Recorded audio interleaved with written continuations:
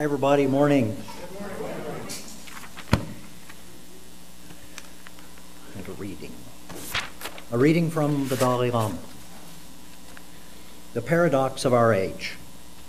We have bigger houses, but smaller families. More conveniences, but less time. We have more degrees, but less sense. More knowledge, less judgment.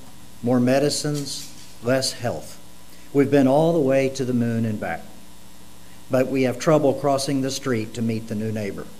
We built more computers to hold more information, to produce more copies than ever, but have less communication.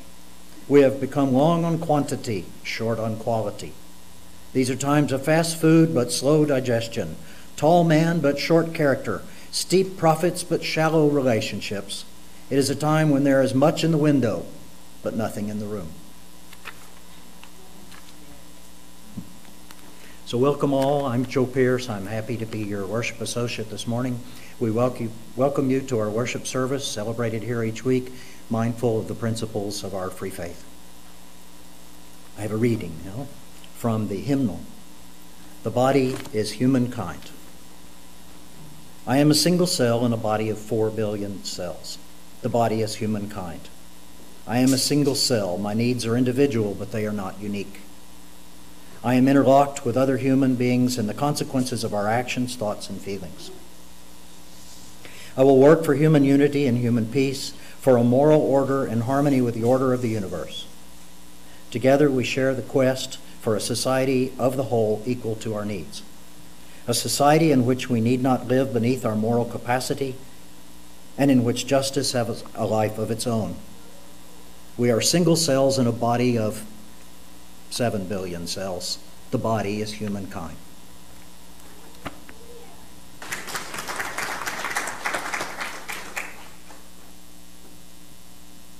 Now I'm happy to welcome Eli Poore to the pulpit.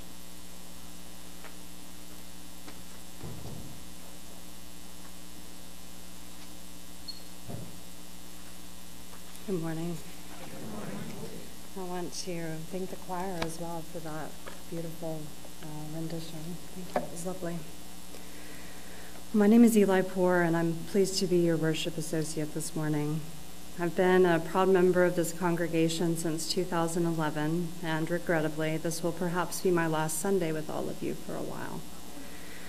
During our time here, my family and I have found not only a spiritual home, but have made lasting connections and friendships that have had a transformative effect on all of us.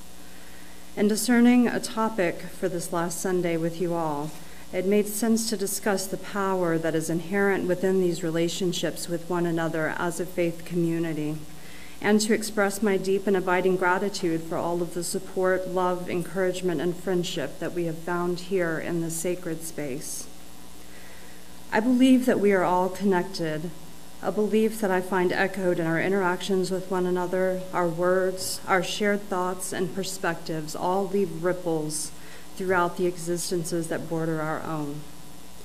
Our actions as a community and a collective have the same effect, growing in power when we are united by love, service, and commitment, flowing outward into the world. It is our duty to be mindful of these connections and the power that comes from them, and to use them to uphold our principles, working together with the goal of creating a more just and loving world. We have a duty to one another as well, a covenant which we all share. We have all likely fallen short of this commitment at one time or another. We have spoken unkindly, passed judgment on one another, failed members of our community that were struggling by not offering support when they were in need, or people that visited our community that were struggling. I'm certainly no exception to this. But ultimately, the beauty of our community, our covenant, and our shared principles is that we all have the opportunity to open our hearts and minds, re-entering into right relationship with one another, making amends where necessary, recognizing that we are all human, we are all flawed, and we all have at one time or another fallen short of being our best selves. We have a duty to support one another. Being a tradition that seeks to support each other in our own individual search for truth and meaning, outlined in our third and fourth principles, we naturally have a diversity of theological and spiritual perspectives. This proves to be both a great strength and, at times, a challenge. We have within our walls theists and non-theists, agnostics, humanists, atheists, Christians, Sufis, Buddhists, pagans, practitioners of the Jewish and Hindu faiths. We have a variety of backgrounds and experiences. And yet, as a faith tradition as a whole, our congregations seem to be overwhelmingly comprised of white-educated, middle to upper middle class individuals. Despite our goals of inclusiveness, something seems to be missing in terms of racial, cultural, and socioeconomic diversity, not only in our congregation, but in our faith tradition as a whole. This past spring, these concerns echoed across the UUA, spurred by an appointment of a white male over a person of color, prompting a new initiative with regard to hiring procedures that seeks to have 40% of people in managerial and decision-making positions within the UUA to be people of color and or of indigenous backgrounds. According to a 2016 EEOC report, of the UUA's 205 employees, just 20% identified as people of color, and just under 15% of the 130 employees in its top 3 employment categories, according to a recent article by Elaine McArdle in UU World. Within our own congregation, I have sometimes seen unfriendliness to those who have theistic beliefs or whose political leanings do not necessarily align with those of the majority within our congregations. In the natural world, within a given species, each species depends on the services provided by other species to ensure survival. For decades, environmentalists, biologists, and other scientists have viewed the Earth as a massive living organism due to the interdependent nature of all species within it. Many cultures and religious traditions have recognized this for a long time. Biodiversity, when greater numbers of different plant, animal, insects, and other species exist together, the productivity of an ecosystem is boosted. It can better withstand and recover from a variety of disasters, and greater species diversity ensures natural sustainability for all life forms. Racial, cultural, religious, and socioeconomic diversity within our congregations has a similar strengthening effect and boosts the personal and interpersonal transformative power of our faith community. Without this diversity, we become stuck in an echo chamber or a feedback loop in which the same ideas are repeated over and over because our perspectives had not been altered or challenged. When new people with new ideas from different cultural, racial, or socioeconomic backgrounds are introduced, the transformative power of our congregation increases. Our ripples become waves as our collective effects are widened.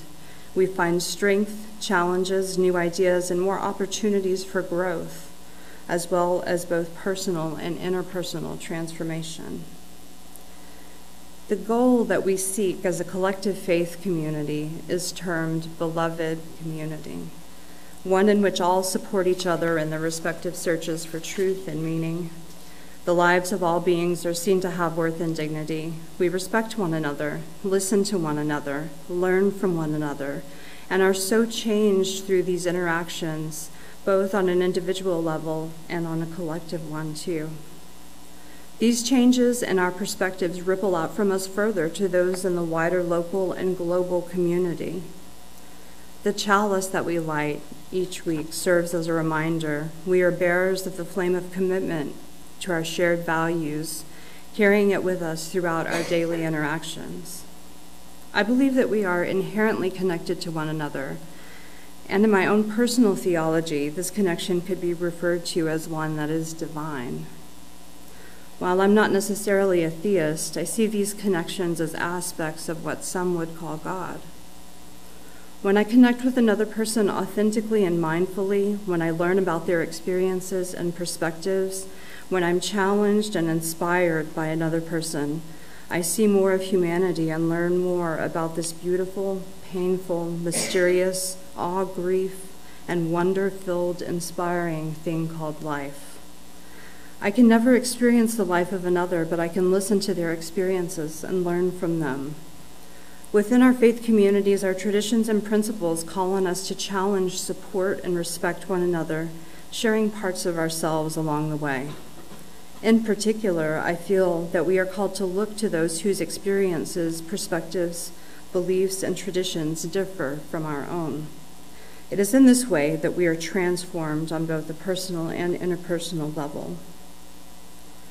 Different cultures have different beliefs regarding the importance of social connections and interdependence and how important interdependence are to our lives. Western societies, heavily shaped by concepts of individualism and capitalism, tend to overlook the importance of these connections.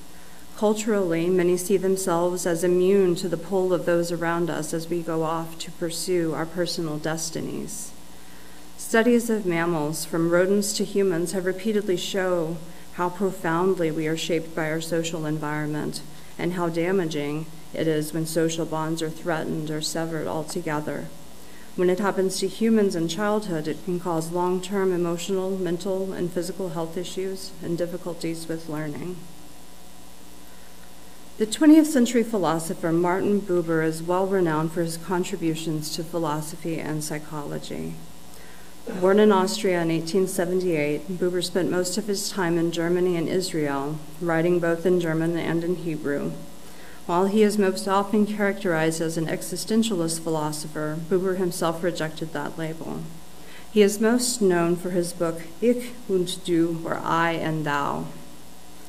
In I and Thou, Buber distinguishes between two forms of existence and ways of relating to others and the world, one being called I, it, and the other I, thou.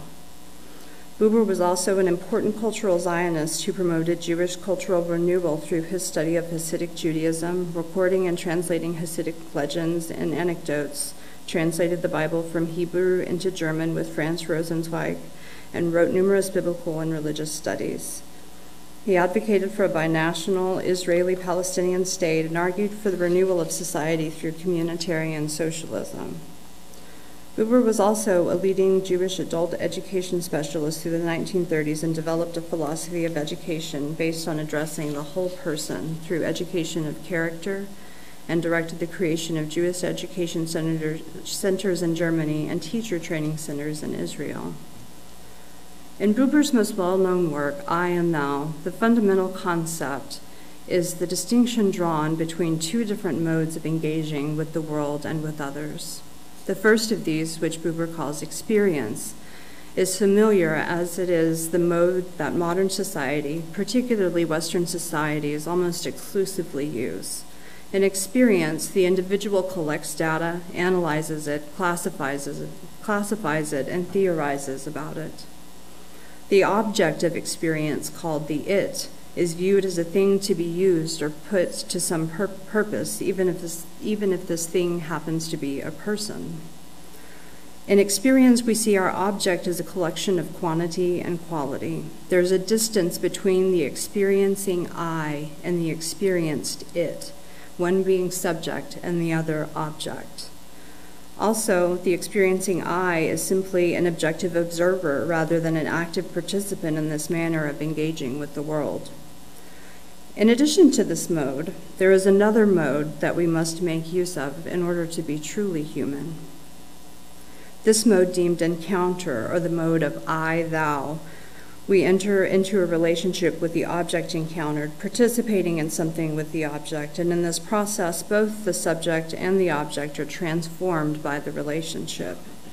To put this more simply, engaging in an I-it manner, we objectify and classify, whereas in an I-thou encounter, we engage fully and deeply, and both object and subject are transformed. Buber goes on to note that modern society, from politics to economics, public institutions, and even much of our personal life, is grounded in the fact that we view every other being as an it rather than a thou or you. Buber argued that modern man has come to feel alienated because modern society is almost exclusively an I-it world. He goes on to offer a solution to the sense of alienation that involves moving from interacting with the world in an I-it manner to one of I-thou. In other words, we open ourselves up to engaging fully and authentically with the world without feeling the need to objectify, classify, or utilize. The Dalai Lama said something similar. People were created to be loved. Things were created to be used. The reason why the world is in chaos is because things are being loved and people are being used. Buber goes on further to state that when we consciously focus on transforming our relationships with others from I-it experiences to I-thou experiences, we come to feel affection for everyone and everything and have a sense of loving responsibility for the world. Buber refers to this transformation in religious terms as divine revelation. The individual is no longer alienated, is fulfilled and complete, and will help others reach this goal as well, helping to build an ideal society. This notion is, of course, strikingly similar to our ideas of what makes beloved community. Engaging with one another authentically without the need to objectify, classify, or utilize is the way that both we as individuals and the greater world is transformed. We no longer see one another as other. We experience the beauty of deep and authentic connection. We are both teachers and learners, traversing the world, challenged by one another, changed by one another, seeing ourselves not as separate but as part of a collective, not only of humanity but of all beings. May we all experience the joy of such connection. May we look past our false notions that we are somehow separate from one another and recognize that we are all a part, participants in and creators of our human experience. May we be open and kind to one another, listen deeply, love fully. I've been transformed by all of you, and I'm so grateful to have been given the opportunity to be a part of this community. Namaste and blessings to all of you. Thank you for being my teachers, my friends, my beloved community.